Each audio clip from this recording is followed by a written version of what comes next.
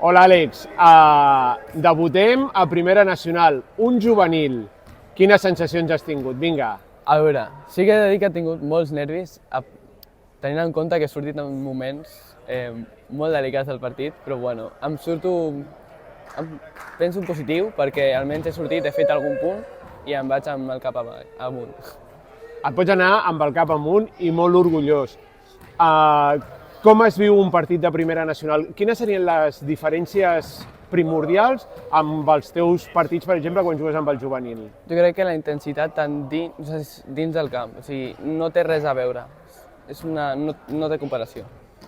Doncs bé, Àlex, moltíssimes gràcies, moltes felicitats, tant a tu com al Marc, i et volem continuar veient aquí, que ens ha agradat. Una abraçada. A tu...